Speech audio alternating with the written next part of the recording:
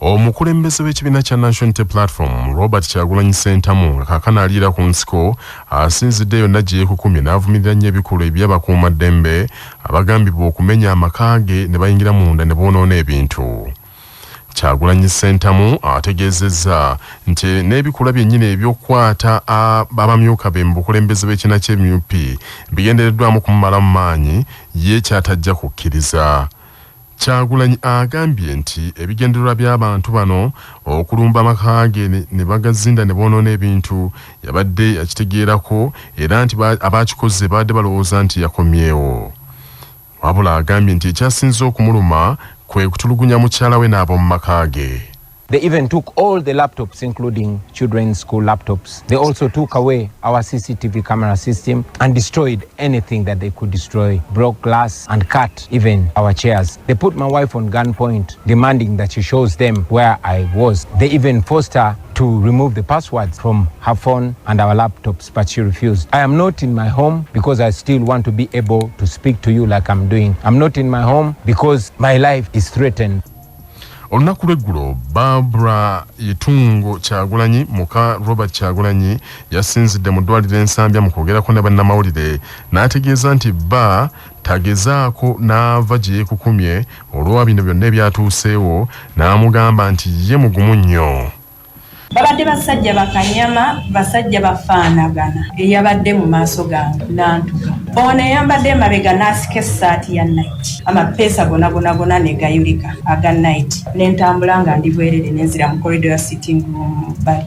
Baatutte buli simu, baatutte buli laptop, baatutte buhoofers, baatutte power bank, baatutte charge, baatutte airpods. Ne camera system yaffe yonna bagisumuluddeyo ne bagitwala, ne monitor ne bagitwala. Kaali waffe badde bamukubiddeyo, bamubuuziza basement eriwa. Bagenza omuleeta waggulu nga ndaba atiriiko musaayi. Basically, it was an interrogation. You could see bazze kutwonoonera onoona bintu byaffe naye nga main point badde banoonya mwami Kyagulanyi. Naye njagala kukumya mwami Kyagulanyi gy'ali yonna nze ndi mugumu. Bw'obanga olaba gy'oli nze ngenda okuggyayo totawaana. Nsonga ndala ze ziba zikuggyayo gy'oli. Amaloboozi agavumirira abakuumaddembe olwa kino kye baakoze mu maka ga Kyagulanyi gakyali mangi ddala nga n'enkyalera abalwanisi b'eddembe ly'obuntu basabye gavumenti ekole kyonna ekisoboka abasirikale abaakoze kino bakwatibwe bavunaanibwe mu mbuga z'amateeka.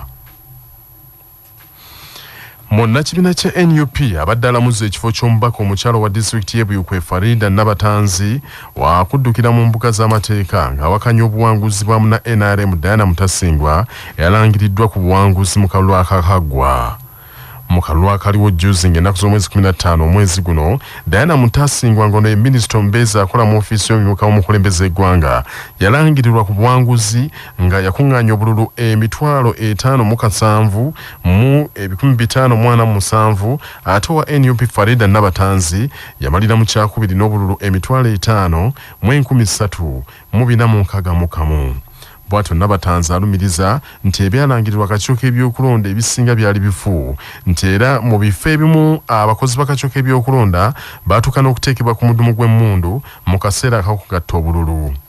Kwagala okuwakana ebyo byonna ebyalangirirwa ennaku z'omwezi nga 16 abantu b'e Buyikwe baatuwakala. Bw'otunulira ddala faamu zange obululu bwange giri emitwalo 5,643 naye kyewuunyisa nti returning officer wa disitulikiti y'e Buyikwe Muhoozi Kagona ne ttiimu ye bonna nga bwe baakola ate bampa obululu emitwalo 5,013 ku declaration form gye yafulumya. Diana Mutasingwa ne bamuwa obululu emitwalo 5,700 simanyi gye bwakola ki wakati mu kutiisibwatiisibwa okungi emmundu ze baamuteekako ekyali awo. Olwaleero tuzze okulaga obutali bumativu okunnyonnyola abantu baffe ki ekiddako kubanga abantu babadde babune n'abantu baffe ab'e Buyikwe nti ebyo byonna ebyakolebwa tetutukkiriziganya nabyo. Twagala okubazzaamu amaanyi abantu mwenna abaakeera ku makya ne mulonda Nabatanzi ne mulonda abakulembeze baffe ab'enjawulo omuli ne pulezidenti waffe Robert Kyagulanyi Ssentamu.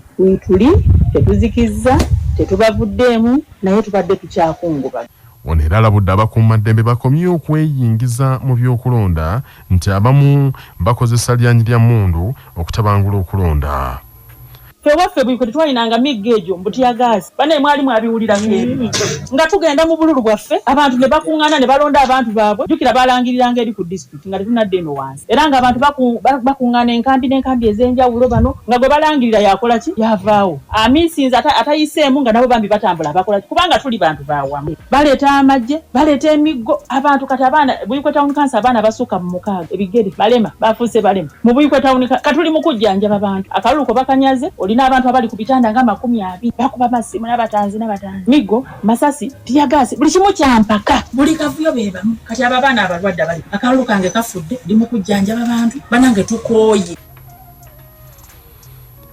Ebyo nga bikyali bitya akakyakulira ebyokulonda kakoze enkyukakyuka mu bifo agenda okubeera okulonda okw'ababaka abanaakiikirira abavubuka mu Parliament okuva mu bifo ebyasooka okulangirirwa. Abakulembeze abavubuka mu Parliament baakulondebwa ku Lwokusatu Ssabbiiti eno etandise ng'ennaku z'omwezi 28 mu bitundu by'eggwanga eby'enjawulo nga basinziira mu bitundu gye bawangaalira. Akakiiko k'ebyokulonda mu kiwandiiko ekiteekeddwako omukono gwa ssentebe w'akakiiko k'omulamuzi Simon Mugenyi Byabakama okulonda wonna kwakutandika ssaawa 3 ez'okunkya ku lunaku olwokusatu.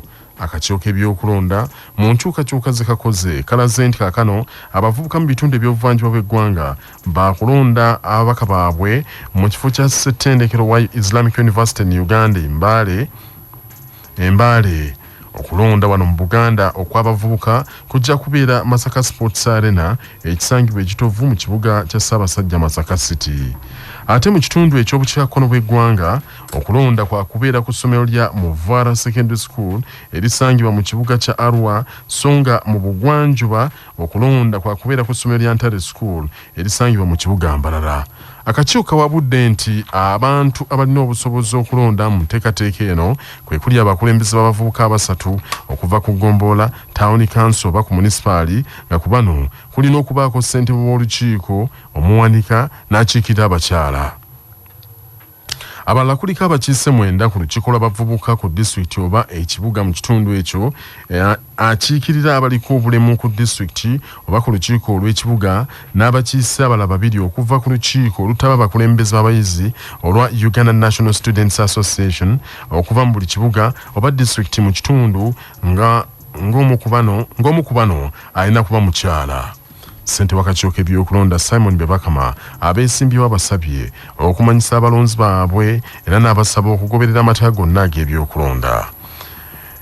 Omwogezi w'akakiiko k'ebyokulonda Julius Muchunguzi agambye nti bamaze okwekenneenya n'okutereeza byonna ebyetaagisa mu kulonda okuno kubindabinda era nti enteekateeka zonna okutwaliramu ziwedde.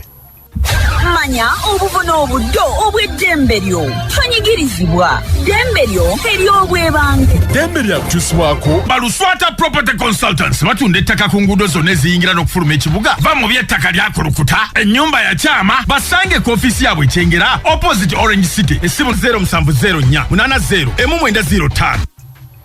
Ddembe lyo okuloopa oyo akozesa omwana omuto nga munnamateeka John Osapiri bw'annyonnyola.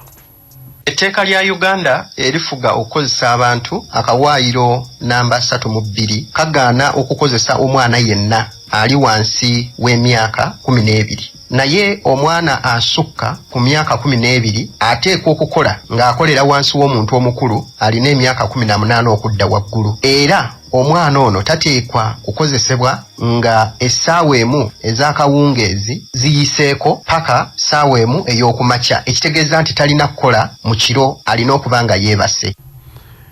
Minisita ow'ebyobulambuzi mu Bwakyabazinga wa Busoga Oweekitiisa Helen Namutamba akubiriza Abasoga bongere okwegatta n'okuwagira pulojekiti za gavumenti beekulaakulanye. Namutamba asinzidde Bugiri n'asanyukira nnyo Abasoga abaayanukula okusaba kw'omumyuka asooka owa Ssaabaminisita Rebecca Litwala Kadaga ne balonda President Museveni nti n'awangulira waggulu ku bitundu 7 ku buli 100. Agambye nti Mwami Museveni byazze asuubiza Abasoga ku luno ajja kubituukiriza kano ke bamunyiridde obululu. Abasoga baife mwakibona maama lwe yafangayo eno okuta ensonga eddiruma Busoga ku mwando era ne baza President Museveni nti ensonga edo edisinga yadikolako ebintu ebyali biri kusinga kukalubiriza kwenamiza mitima gya bantu baife abasoga daali nsonga dananda nga mwidde nti Busoga tuli surrounded n'amaadhi so bababa baife abajanga kunanda baba bisanga bubi nga ezira bategeera paka wetwakobera muzeeyi mama yamukobera bwe yamukobera yawuliriza ensonga edo yadikulako eddenanda batolako abamagye era bakuba ati abantu ba bulido abakola abavubi baidako ekulamu beno omulimu. Ono agambye nti kaakano ke kadde ak'okuddamu okukola emirimu n'asaba bonna abaawangulwa mu kalulu akaakaggwa bakolere wamu n'abawangudde batwale Busoga mu maaso. Abantu beyuziza ebiwundu bingi ate nga tubeire mu kaseera ka zigizigi mpankowe aye kati time ewoirewo so banaife ababeire n'obusungu bungi munoni abakiisa abagwire oba imwe abagwire munoni ababise munoni abagwire nimwe abalonzi nimwe ababeire banoni obululu munoni banaimwe muri konsailinge musobola okuba nti mugemera walala mama duzi yaina abakiise mu Busoga yayeta aba independent opposition naba NRM yabakoba Busoga is above all of us so it is Busoga first.